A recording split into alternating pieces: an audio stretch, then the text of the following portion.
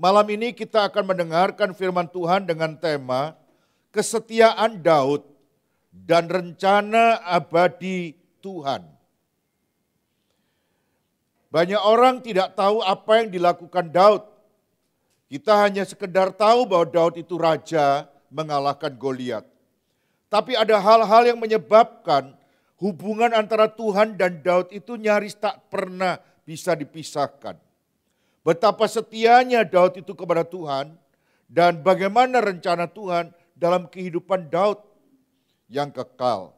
Mari kita baca sama-sama dalam 1 Tawarikh 17 ayat yang ke-1. 1 Tawarikh 17 ayat yang ke-1. Setelah Daud menetap di rumahnya, berkatalah ia kepada Nabi Natan, "Lihatlah aku ini diam dalam rumah dari kayu aras.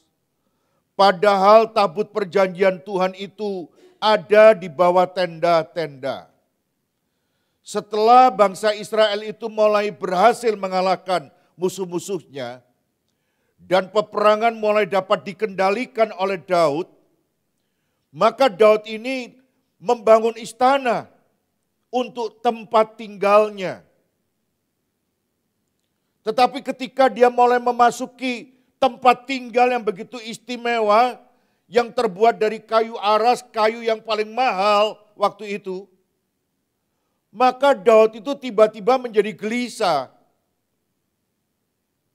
Dan dia bertanya kepada Nabi Natan, "Aku ini diam dalam rumah dari kayu aras, padahal tabut perjanjian Tuhan ada di bawah tenda-tenda." Saudara-saudara, ini pertanyaan yang agak aneh. Kenapa? Mestinya ketika dia diberkati rumah yang mewah, dia cukup berterima kasih dan mengucap syukur. Dari nggak punya rumah, dari nggak punya istana, sekarang dia punya rumah, dia punya istana. Tapi tahukah saudara, apa yang dilakukan Daud pada saat diberkati rumah? Mampu membangun rumah, mampu membangun istana. Yang pertama, saudara-saudara, dan ini sangat menarik, Daud tidak merasa tenang, Daud tidak pernah merasa nyaman tinggal di istananya. Sementara dia melihat tabut perjanjian tinggal di tenda atau di kemah. Tabut perjanjian ini tanda kehadiran Tuhan di tengah-tengah bangsa Israel. Tabut perjanjian itu menentukan orang Israel maju berperang atau tinggal diam atau dia terus ada di suatu tempat atau berjalan. Saudara-saudara, kita bisa memetik sebuah pelajaran penting. Bahwa Daud ini beda dengan orang pada umumnya. Biasanya kalau orang itu sudah diberkati Tuhan, Tuhan dilupakan. Sebab Tuhan itu kan batu lompatan untuk dapat rumah. Tuhan itu kan batu lompatan supaya bisa kaya dan sukses. Kalau orang sudah dapat rumah, sudah kaya, sudah sukses, apa perlunya cari Tuhan? Tuhan itu kan batu lompatan supaya kita bisa memperoleh semuanya. Daud ini punya hati yang luar biasa. Dia adalah manusia yang sangat tidak umum. Kan cukup berterima kasih, bersyukur diberkati rumah, diberkati istana. Perkara gereja rumah Tuhan, mau modelnya kayak apa? Itu urusannya Tuhan, itu urusannya orang lain. Urusan saya adalah membangun rumah, membangun istana untuk saya dan keluarga. Kegelisahan yang kudus ini, yang tulus ini, didiskusikan, dikomunikasikan dengan Nabi Natan. Dia merasa nggak layak, nggak pantas hadirat Tuhan yang menentukan kehidupan. Tidak mendapati tempat yang layak, sedangkan dia manusia ciptaan, diberkati begitu rupa, dan Tuhan tidak minta apa-apa. Yang kedua, saudara-saudara, saya menemukan pada saat kegelisahan itu dimulai dalam hatinya, lalu Daud itu minta izin kepada Nathan supaya diberikan kesempatan membangun tempat untuk tabut perjanjian. Membangun bait Allah untuk meletakkan tabut perjanjian di mana hadirat Tuhan bisa tinggal menetap di sana. Dan Nabi Nathan berkata, oke, lakukan niat baikmu itu. Jadi kita melihat di sini saudara, adanya sebuah motivasi, kerinduan yang kudus dari seorang Daud untuk membangun rumah Tuhan. Karena merasa dia nggak pantas mendapati rumah yang bagus di bumi ini. Sementara bait Allah yang menentukan mati hidupnya orang, berhasil gagalnya seseorang, dibiarkan tanpa ada yang memberi perhatian. Nah saudara-saudara, bagaimana reaksi Tuhan ketika melihat seorang anak manusia yang bernama Daud ini memiliki kerinduan yang begitu kudus, begitu mulia. Saya mau supaya saudara melihat, kalau ada orang punya pikiran yang seperti itu, Tuhan itu gimana? Mari kita baca ayat yang ke-6 sampai ayat yang ke-11.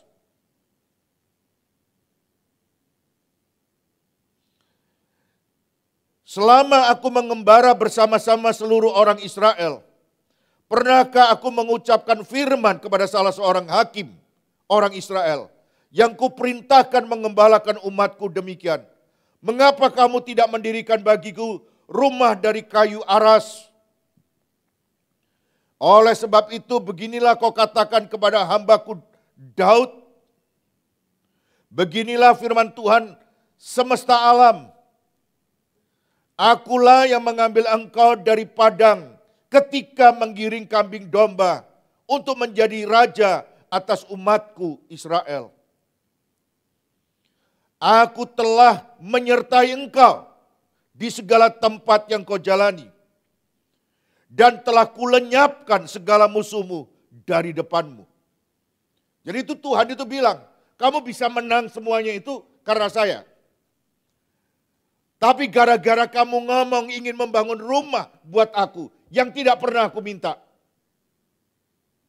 Maka ini yang akan dilakukan Tuhan.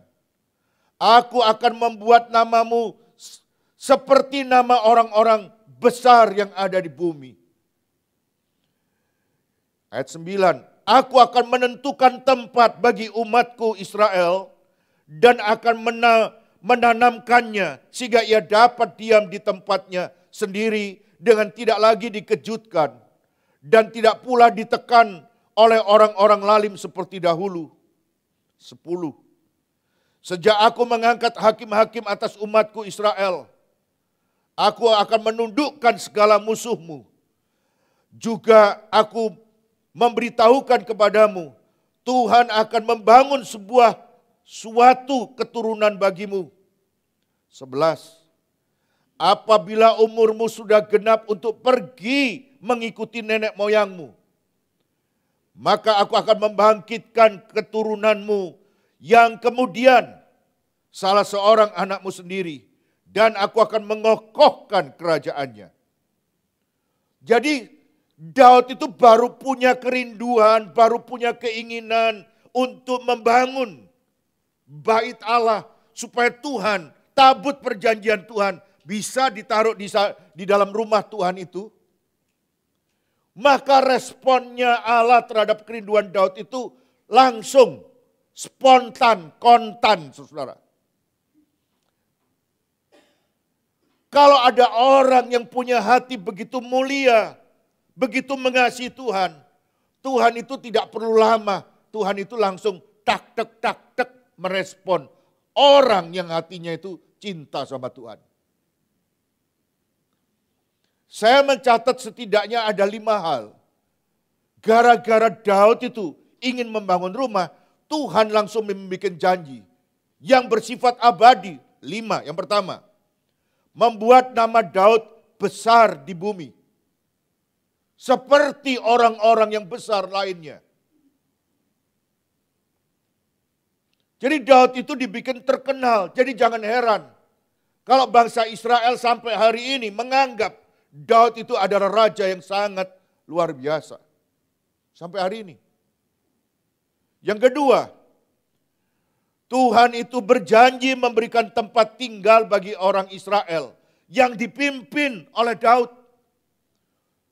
Jadi Tuhan bilang, kamu gak usah pindah-pindah lagi deh. Kamu gak usah ditekan-tekan lagi sama orang. Saya kasih tempat untuk rakyat yang kau pimpin. Untuk umat pilihanku. Aku akan memberikan tempat tinggal tetap bagi Israel. Yang ketiga. Gara-gara Daud itu punya kerinduan yang begitu mulia. Tuhan berkata, aku akan memberikan keturunan yang mewarisi tahta kerajaan Israel. Jadi Tuhan tidak menginginkan kerajaan Israel itu jatuh ke tangannya orang lain. Dia mau setiap yang menggantikan itu keturunan dari Daud. Dan hal itu diberitahukan kepada Daud. Nanti semua yang menggantikan tahta demi tahta itu adalah orang-orang yang menjadi keturunanmu dan bukan yang lain. Dan yang keempat, saudara, Tuhan berjanji memberikan keturunan Daud yang terpilih menggantikan Daud.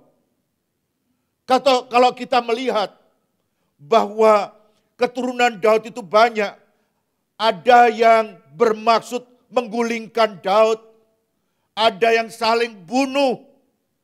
Dan Tuhan bilang, yang menggantikan kamu itu yang saya pilih sendiri. Bukan orang yang punya ambisi, tapi aku yang memilih. Jadi sebagai ayah, sebagai pendiri, Daud itu merasa tenang. Sebab yang menentukan mewarisi tahtanya itu adalah orang yang dipilih Tuhan sendiri. Bukan orang yang rebutan tahta. Bukan orang yang punya ambisi untuk menempati posisi yang paling tinggi. Dan yang kelima, saudara. Tuhan berjanji kepada Daud semasa dia hidup. Tuhan bilang gini, aku akan mengokohkan kerajaan pewarisnya. Jadi nanti siapa yang meneruskan, aku kokohkan. Bukan cuma sekedar dia duduk mewarisi. Tapi dia punya kerajaan, tahta yang kokoh, kekuatan yang penuh. Saudara-saudara, saya melihat antara Tuhan dan Daud itu saling memberikan respon. Hati Daud itu begitu mulia, kepingin supaya Tuhan itu tinggal di dalam bait Allah. Bukan di tenda-tenda, bukan di kemah-kemah. Baru punya keinginan. Orang lain gak pernah mikir gereja itu nanti, bait Allah itu nanti siapa yang bangun. Gak pakai mikir. Tapi orang pertama yang memikirkan masa depan tabut Allah itu adalah Daud. Jadi hatinya Tuhan itu langsung tersentuh. Dicari orang-orang di zaman sekarang itu yang mau memikirkan. Bukan cuma membangun rumahnya. Bukan cuma membangun masa depannya. Bukan cuma mau membangun kehidupannya. Supaya enak, mapan, mantap. Tapi orang-orang yang mau memperhatikan bagaimana pekerjaan Tuhan itu kelanjutannya. Mau memikirkan, mempunyai kerinduan. Jangan sampai rumah Tuhan itu gak maju, gak berhasil. Dicari orang-orang yang modelnya seperti Daud itu. Dan kalau muncul orang-orang yang seperti itu, yang hatinya begitu kudus, begitu mulia, maka Tuhan itu tidak segan-segan untuk memberkati hidupnya. Kita cenderung minta-minta terus, tapi jarang pernah berpikir bagaimana caranya supaya rumah Tuhan itu mendapatkan prioritas yang baik dalam segala hal. Dan ketika Tuhan berbicara kepada Daud melalui Nabi Nathan, kasih tahu ya sama Daud, maka Nathan menyampaikan semua pesan Tuhan itu persis tepat katanya. Tidak dikurangi, tidak ditambahi. Seperti yang Tuhan ngomong, begitulah disampaikan firman Tuhan itu. Saudara-saudara yang mendengarkan firman Tuhan ini, sudah berapa lama kita mengikuti Tuhan? Pernahkah terbesit dalam hati kita, bagaimana caranya supaya pekerjaan Tuhan, rumah Tuhan itu jauh lebih baik dari hari-hari sebelumnya? Dicari orang-orang yang mempunyai kerinduan tulus, yang hatinya memang benar-benar murni, ingin melihat rumah Tuhan itu maju. Dan tentang masa depan saudara, sudah ada yang memikirkan Tuhan. Kalau ada orang bilang begini, saya ngelayani, saya ini, itu. Lah saya sendiri siapa yang mikir? Firman Tuhan bilang, itu urusannya Tuhan. Karena aku yang akan ambil alih urusanmu.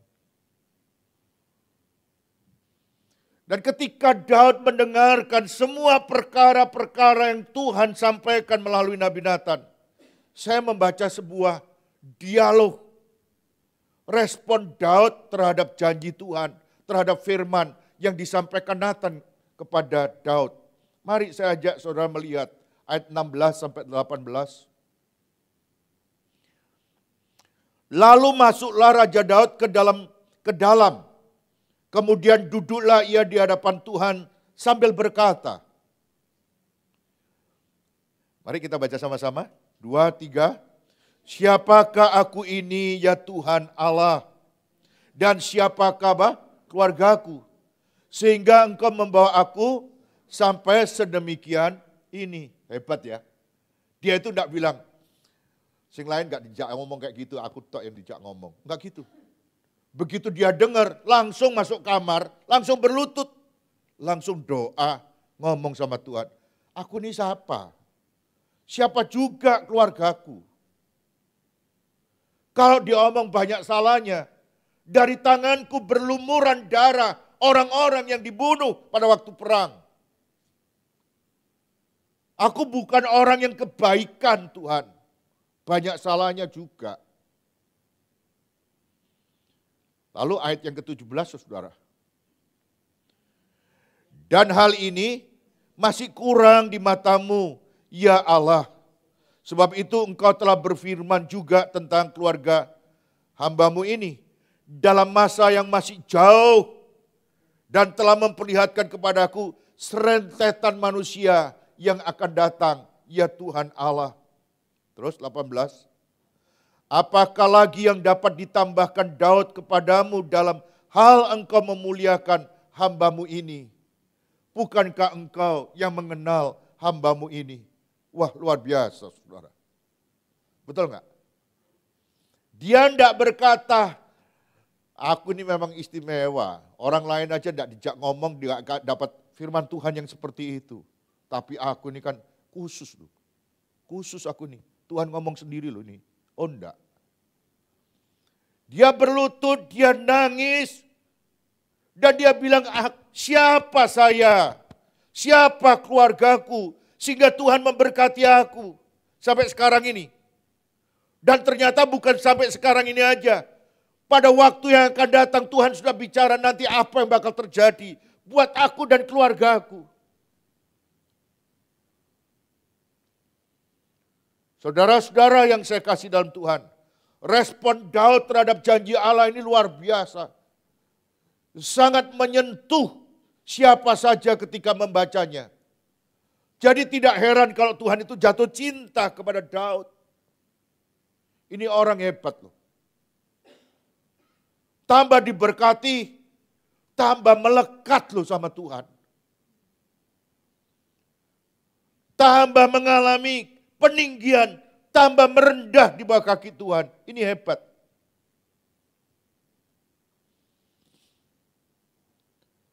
Ada banyak orang tidak peduli dengan bait Allah. Dan kalau kita mengatakan bait Allah, maka sekarang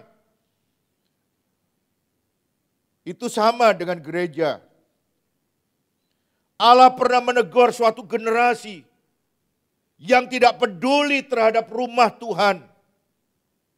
Allah pernah memberikan sebuah teguran yang sangat serius bahwa generasi ini tidak peduli terhadap rumah Tuhan itu modelnya kayak apa.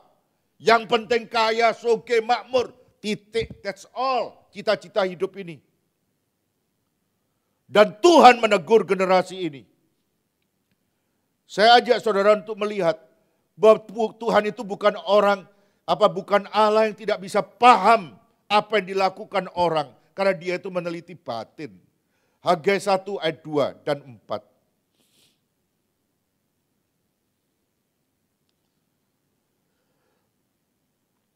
Beginilah firman Tuhan semesta alam. Bangsa ini berkata, sekarang belum tiba waktunya membangun kembali rumah Tuhan.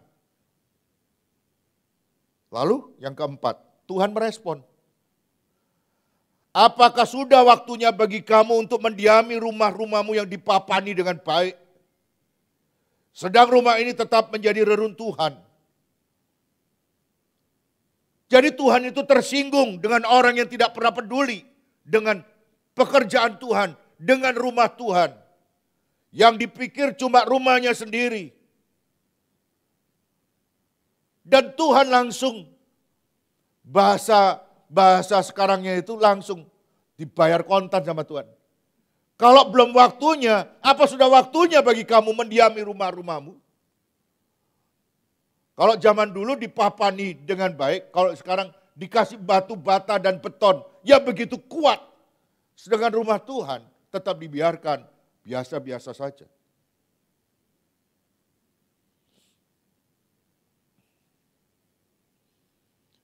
Dan ketika Tuhan marah, tersinggung, apa yang Tuhan sampaikan? Ketika orang-orang itu tidak peduli dengan pekerjaan Tuhan, dengan rumah Tuhan. Tahukah saudara, Tuhan itu langsung to the point ngomongnya. Sama seperti Tuhan menyatakan isi hatinya kepada Daud. Yang begitu mengasihi, Tuhan juga menyatakan isi hatinya kepada generasi yang tidak peduli, yang acuh tak acuh, yang cuek terhadap rumah Tuhan beserta segala pekerjaan yang ada di dalamnya. Apa akibatnya? Kita baca ayat 5 dan 6 di kitab Hagai juga. Oleh sebab itu beginilah firman Tuhan semesta alam. Perhatikanlah keadaanmu. Kamu menabur banyak, tetapi membawa pulang hasil apa? Sedikit. Kamu makan, tapi tidak sampai kenyang. Kamu minum, tetapi tidak sampai puas. Kamu berpakaian, tapi badanmu tidak sampai panas. Dan orang yang bekerja untuk upah, cari untung, ia bekerja untuk upah yang ditaruh dalam pundi-pundi yang berlobang. Jadi apa yang dicarinya, apa yang disimpannya itu bocor. Pundi-pundi yang berlubang, pundi-pundi yang bocor. Nggak tahu ini gimana, nabungnya banyak, dapatnya banyak, habisnya juga banyak. Nggak tahu untuk apa aja. Kamu menabur banyak, tapi hasilnya sedikit. Kerjanya pagi, siang, malam, hasilnya nggak jelas. Kamu makan tapi nggak bisa sampai puas. Tetap lapar aja. Aneh kamu itu. Kamu minum tapi kamu juga nggak puas. Kamu berpakaian tapi tetap kedinginan. Saudara-saudara, Tuhan langsung bereaksi terhadap orang-orang yang tidak pernah peduli. Apa yang akan kau kerjakan akan diberesi sama Tuhan. Saya tiba-tiba ketika khotbah ini diingatkan dalam perjanjian baru, Pernah ada orang kaya yang tambah lama tambah kaya dalam perumpamaan itu. Lalu kemudian dia menimbun semua makanan, semua harta.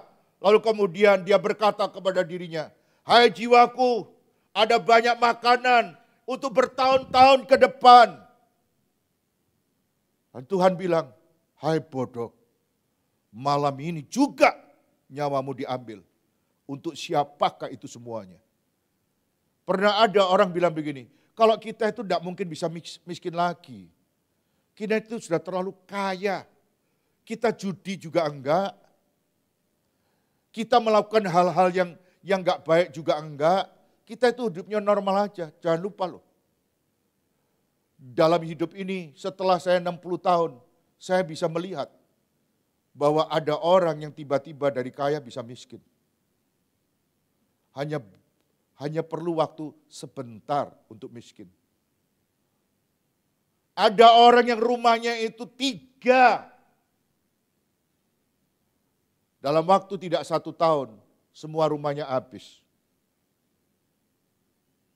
Mending kalau rumahnya kecil-kecil.